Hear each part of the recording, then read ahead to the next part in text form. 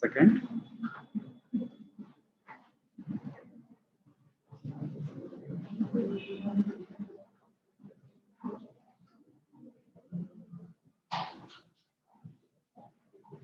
Write an iterative function to calculate factorial of a given number. Don't write down here. I am going to explain. Already the program is given to you in the soft copy.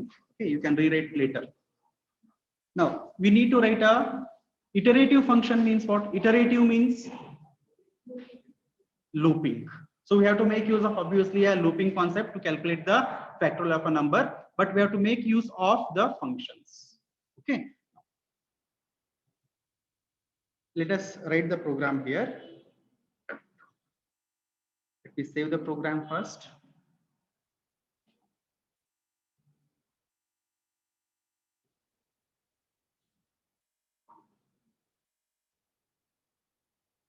Online students, is the screen visible to you?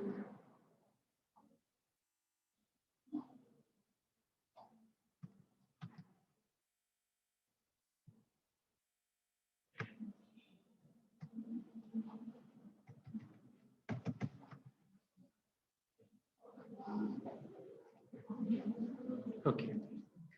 First statement, hash include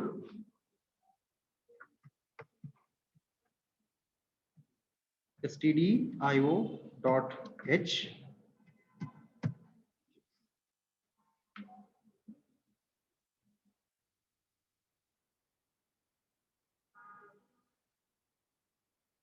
get up. Come.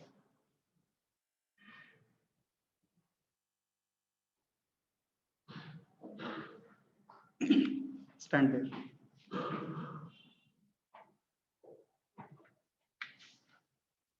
Now we are going to write the prototype here. The prototype will be long.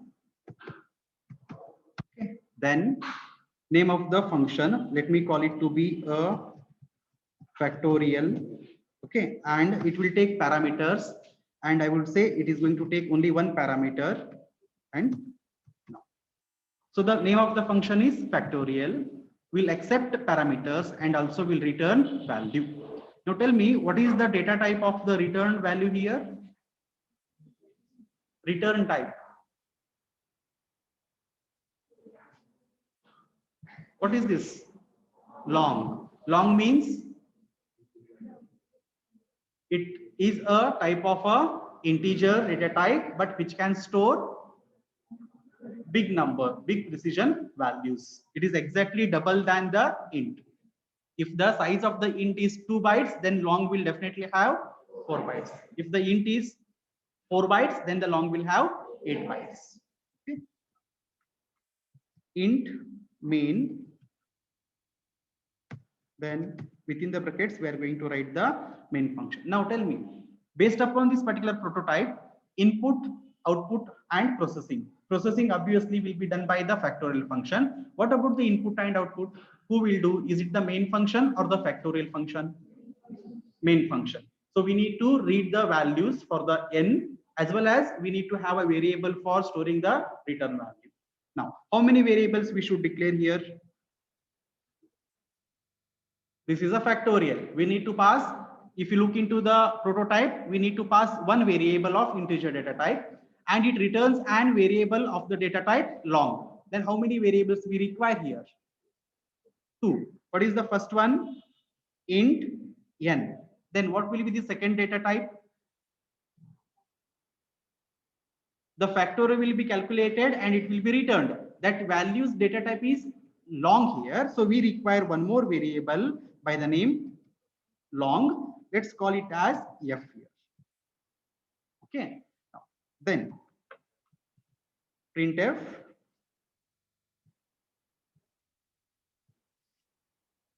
enter how many numbers?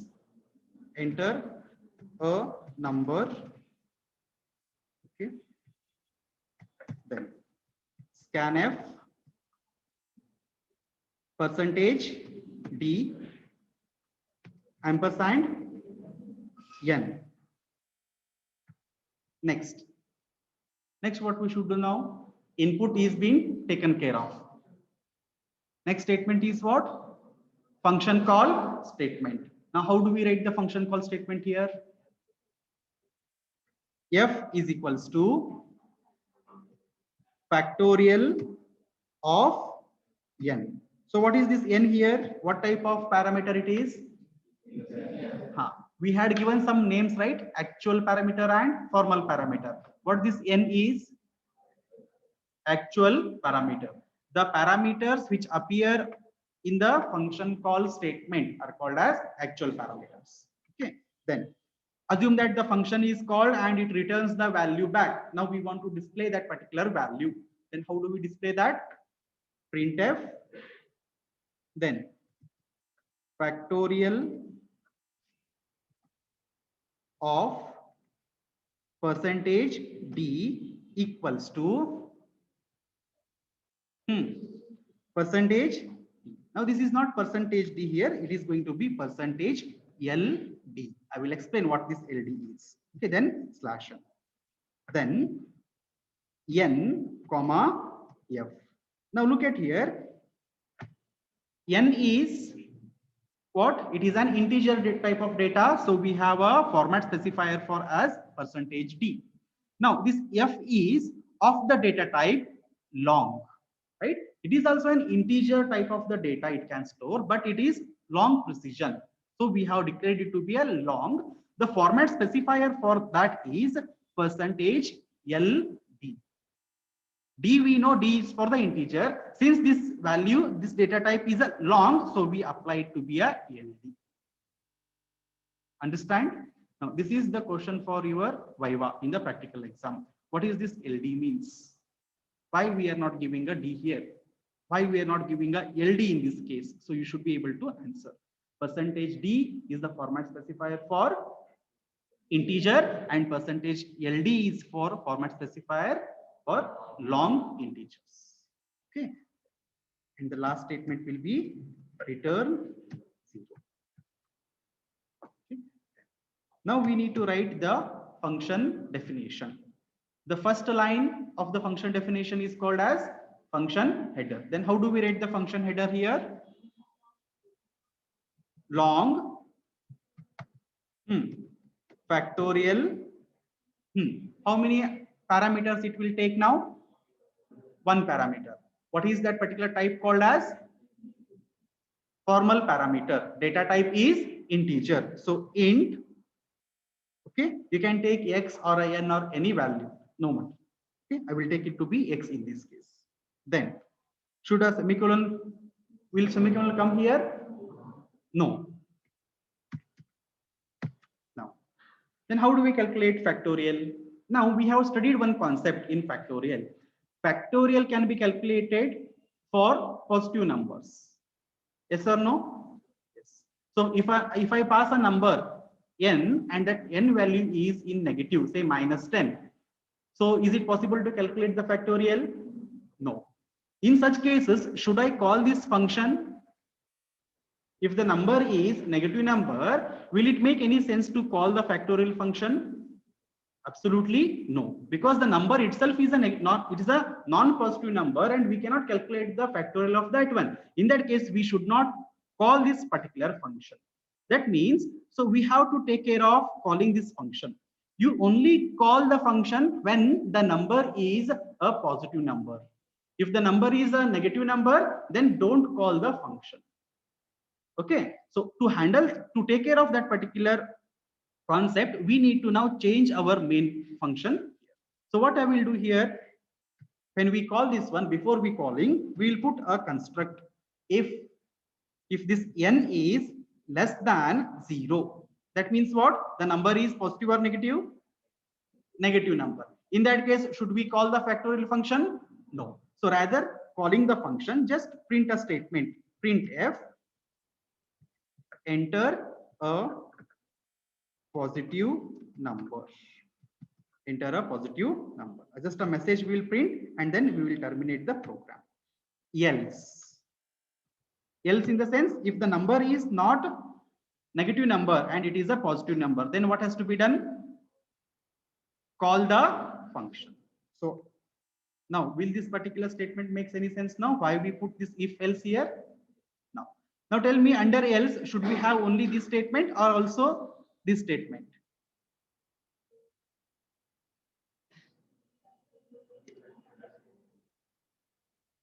In the else part, is it okay if we specify only this line, or also we should include this also? Think. What will happen if we don't include?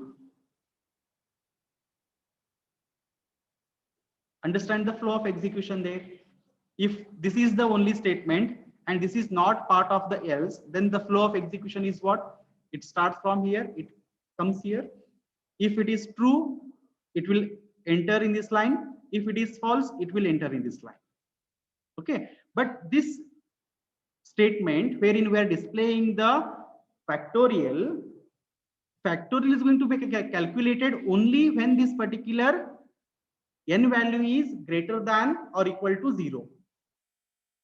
If the number itself is a negative number, then we are not going to calculate the factorial. Then there is no necessity to print this line.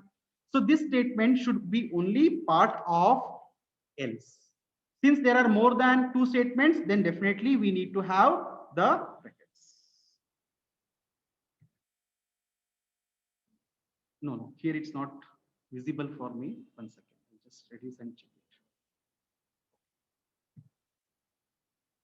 it. Fine. Understood now? Yes or no? No. Now, how do we calculate the factorial now? You guys are going to tell me. Now assume that the number whatever I have entered, if it is a negative number, it will be taken care over here. If it is non-negative, or that is if it is a 0, 1, 2, 3 or any other positive number, then the factorial function will be called and the factorial function will calculate the factorial and it will return the value. Okay. Now, what are the statements we should write here? Factorial of 0 is what? 1. Factorial of 1 is 1. And apart from these two numbers, that is, if factorial of 2, 3, 4 are going to be a different values, right? So we should need to handle that cases in the. So first, let us have a variable of the long data type as say f. Okay. Then this f value initially we will assign it to 1. We'll assign it to 1. Now, if the value that is x, if it is equals to 0 or if x is equals to 1, what is the factorial? 1. So in that case, return 1. Yes or no? Then else, if it is not 0, if it is not 1, then definitely the number is greater than 1. In that case, we are going to calculate the factorial. So how are we going to calculate the factorial here? For we require an I variable here. So declare that I also here. Int I. Okay. For I equals to x, I greater than or equals to 1, I minus. What has to be calculated? Fact, that is f is equals to f into I. You should tell me this code. Already you have written, already you have learned it. Then next statement, return f. Return. Now, this return f is part of for loop or outside the for? This return f, is it part of the for loop or is outside the for loop?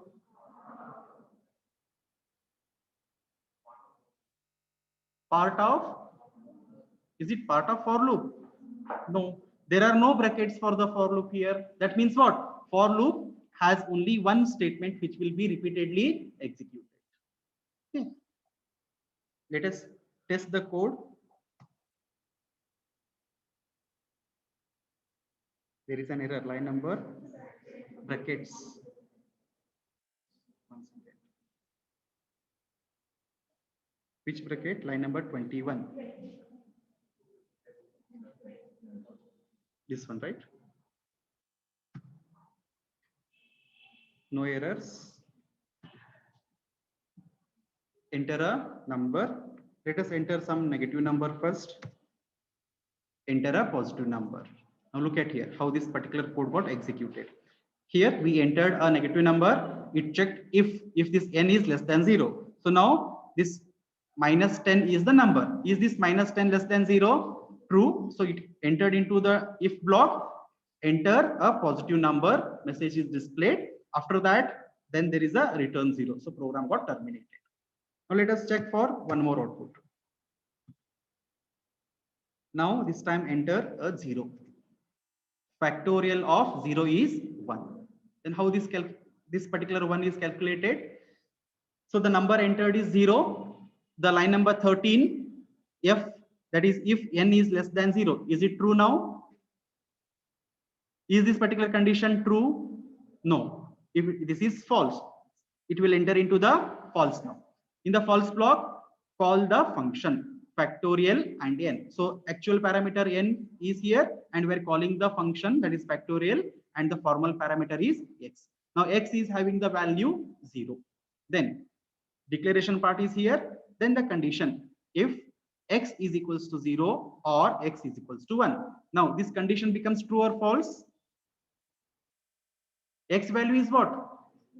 0. So this condition becomes true or false? True. Since this condition becomes true, it will enter into its block and it has only one statement. What is that? Return 1. So when this return 1 is executed, what happens? In the previous class, I have explained you, whenever a return statement executes, two operations will perform. What is the first operation? The value or the expression will be given back to its calling function. What is the value here? 1. Second is, it will skip the execution of below statements. That is, the control now will again go back to the calling function from where it is being called. So here it is being called. So the value 1 is now substituted at this place. So it will become f equals to 1. So f value is now 1 and in the next line factorial of 0 is equals to 1 is printed. That is what you can see in the output here. Factorial of 0 is 1. The same thing happens when we enter the n value as 1 here. When we enter the n value as 1, factorial of 1 is going to be 1. Because when the function is called, the x value is now, this time it is 1. So this entire condition becomes again true and return 1 will be. Now, if you enter any number other than negative, 0 or a 1, let's say a 5. It is going to calculate factorial of 5 is 1. So in this case, if you look into the program execution flow, this condition is false. So it will come into the else block. It will call the function. So when it calls the function, the n value is 5. That 5 is passed to the function header here and x will be having 5. Then this condition becomes true or false? False.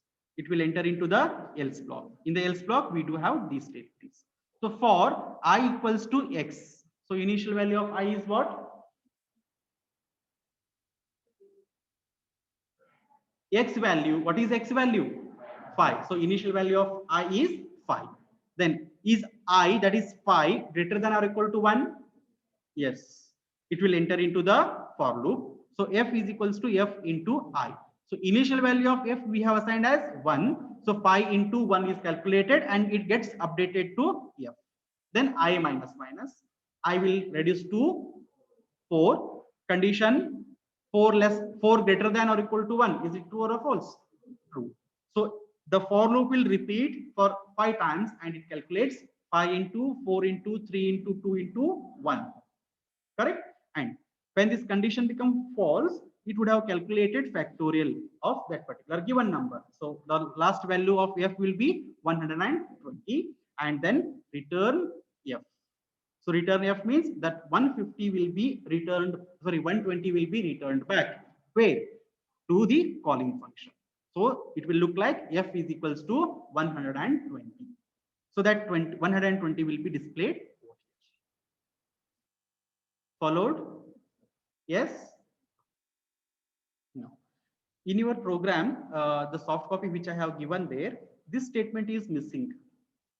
This one. The return 0 is missing there. I will just show you here. Now, this is the main function. If and else is there, and after else there is a return 0 is missing. While writing, just ensure that you are writing the return 0 here. Understood? Points it.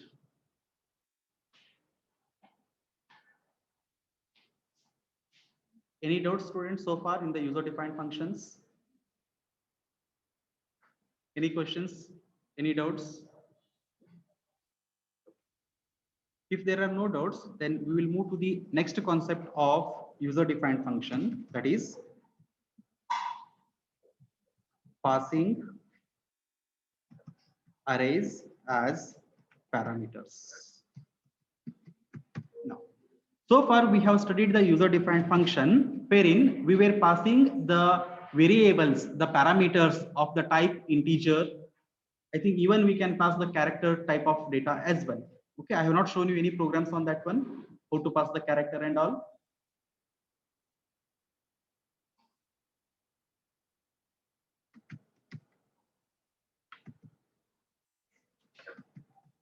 Hash include stdio.h. In the morning class, somebody had asked the question, that is why we need to use the user defined function. What is the advantage of that, right? A simple program I will show you here.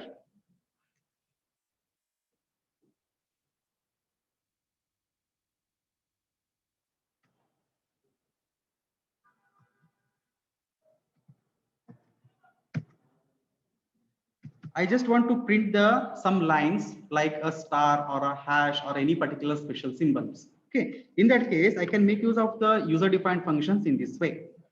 I don't want to return anything void, and I will give the function as print line as the name, and it will take a character type of a data. Now look at here. The function name is print line, and it is taking how many parameters? One parameter. And what is the data type? Character. Is it returning any value? No. Okay. Now, int main, let's say print line, and I will give a character here. Characters are enclosed in double quotes or single quotes? Single quotes. So here I need to specify within the single quotes as, say, a star. Okay, now semicolon, and last line I will write it to be return 0, and here I will write the function definition, that is void print line. And now here, how many parameters this function will accept? 1. What is the data type?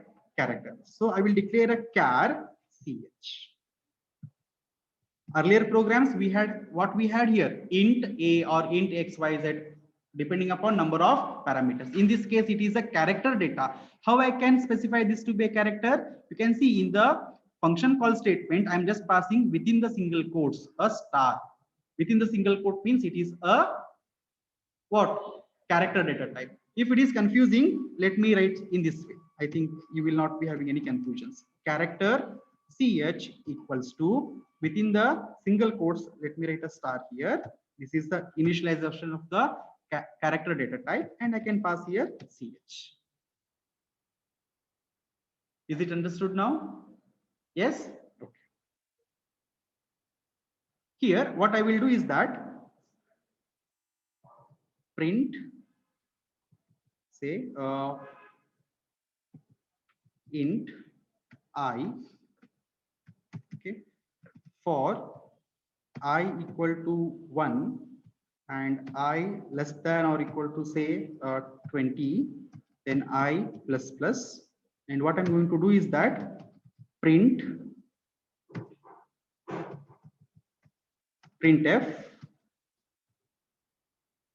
percentage C ch. Okay. And then one more line at the end, printf within the double quote /n. Okay. Now, who can tell me what this particular program will do?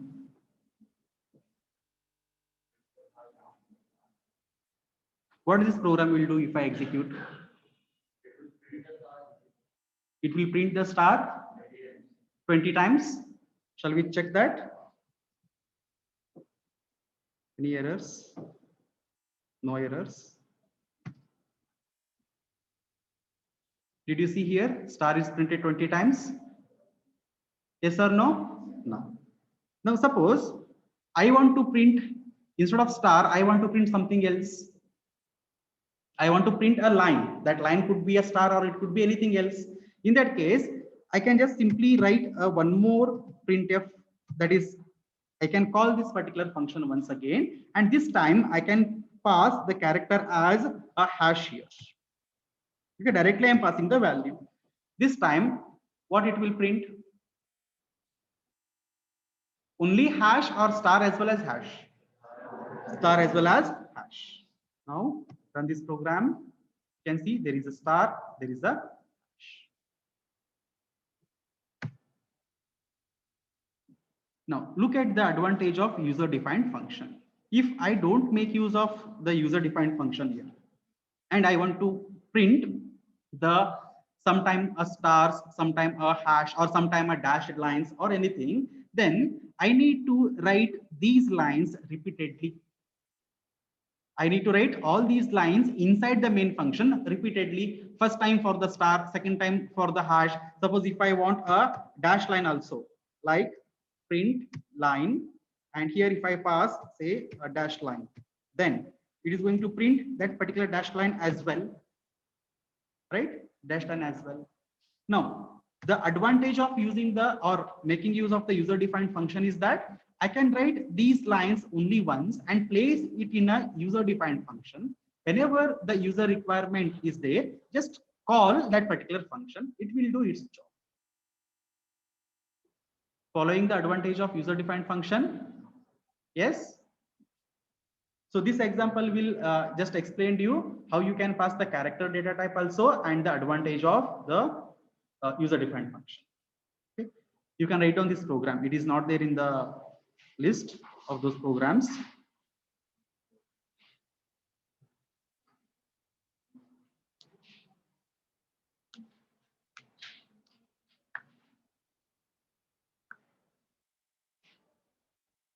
You can give the heading as passing a character data type, passing character data type as parameter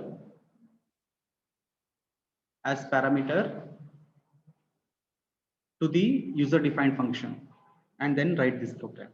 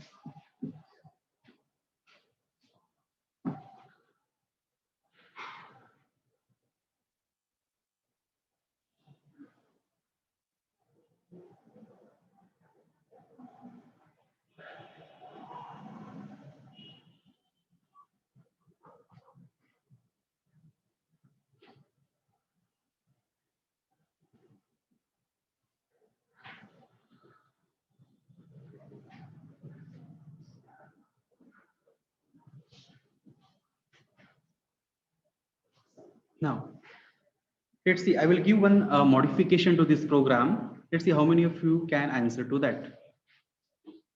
Now here, whether it is a star or a dashed line or a hash, it is printing 20 times. Now assume that if it is a star, it has to print 40 times. If it is a hash, it has to print 20 times. If it is a dashed line, it has to print 10 times. How do we modify this program? If we want to print a line of stars, then it has to print 40 times. If it is a hash, it has to print 20 times. And if it is a dashed line, then it has to print 10 times. Then how do we modify this program? Should we write different functions every time? For a star, one function, for a hash, one function, or for the dashed line, one more function? Again, it is a duplicate of our work. Then how we can modify this particular concept, or how we can implement that concept here?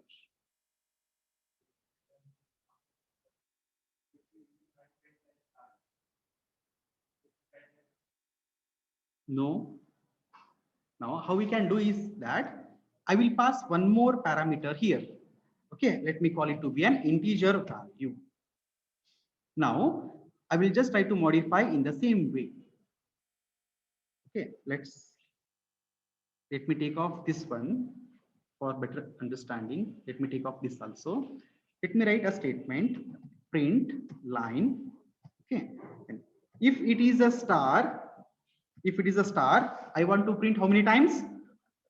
40 times. Okay, and if it is a hash, I want to print it for 20 times. And if it is a dash, I want to print it for 10 times. Right? So to accommodate this particular implementation, what I have done, I am passing to this particular function two parameters. One is the character, what it has to print. Second is the value, which will give how many times that particular character has to be printed. Okay. Since I'm passing two parameters here, I will write int n here also. Now tell me what change we need to do in this particular for loop.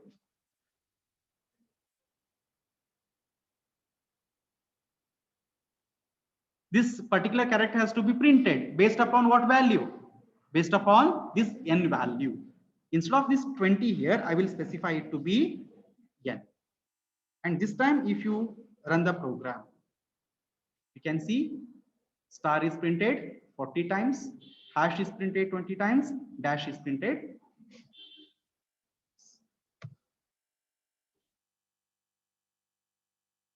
You can see how, see, these are just kind of a programs which will enhance your thinking capabilities, or how you can, I can write this line also over here.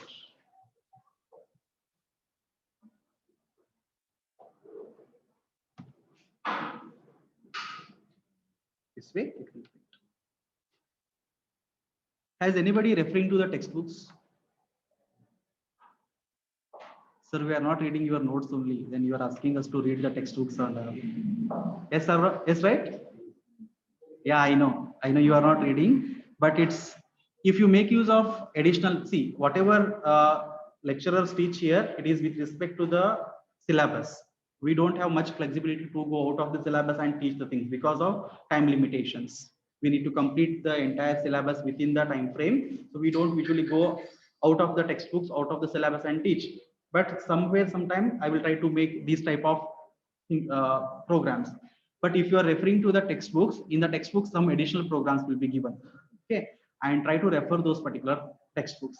Especially, there is one particular book by the name Yashwant Kanitkar, Let Us See. That particular textbook will not explain you much on the C concepts. Rather than it will explain you how to write the programs in different aspects or different methods. What type of errors will be there and how to solve those particular errors. Thinking out of the box, basically.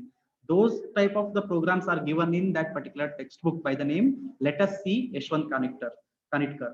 There are a lot of textbooks available in our library. Make use of those particular textbooks and utilize them properly. Okay.